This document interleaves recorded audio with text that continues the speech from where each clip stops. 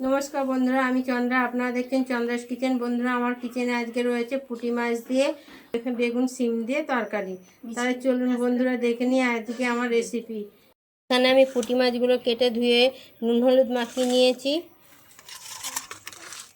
আর এখানে আমি আলু, বেগুন, পেঁয়াজকালি আর কয়েকটা মিটুলি নিয়ে নিয়েছি। আর এখানে আমি একটু সর্ষে লঙ্কা দিয়ে বেটে নিয়েছি।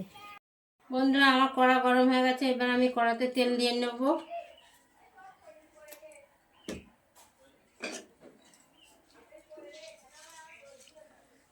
এরপর আমি পুঁটি মাছগুলোকে ভেজে নেব।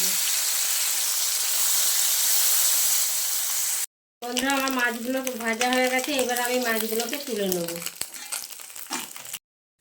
বন্ধুরা, আমি তেলের মধ্যে এখন একটু 5 ফোড়ন দিয়ে দেবো। দিয়ে আমি সবজিগুলোকে সব দিয়ে দেবো।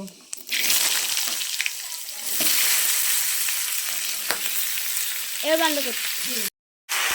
বন্ধুরা, আমার সবজিগুলো ভাজা হয়ে গেছে। এবার আমি বেটে রাখা সর্ষের সাথে দুটো লঙ্কা বেটে নিয়েছি আর হলুদ একসাথে মিশিয়ে আমি দিয়ে দেবো।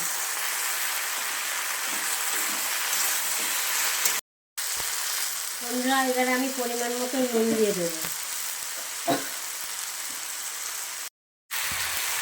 এবার আমি একটু চিনি দিয়ে দেবো। বন্ধুরা, আমার তরকারিটা আমার কষানো হয়ে গেছে। এবার আমি জল দিয়ে দেবো।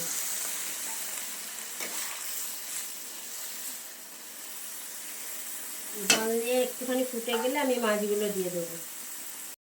বন্ধুরা, আমার তরকারিটা ফুটে গেছে। এইবার আমি মাছগুলোকে দিয়ে দেবো। মাছগুলো দিয়ে আমি 5 মিনিট ফুটিয়ে নিয়ে নামিয়ে নেবো।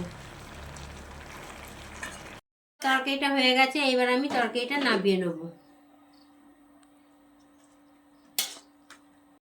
বন্ধুরা, আজকে আমার রান্না হয়ে গেছে। আপনারা এইভাবে একবার রান্না করে খেয়ে দেখতে পারেন। আশা করি ভালো লাগবে। ভালো লাগলে লাইক, শেয়ার এবং কমেন্ট করুন। ধন্যবাদ।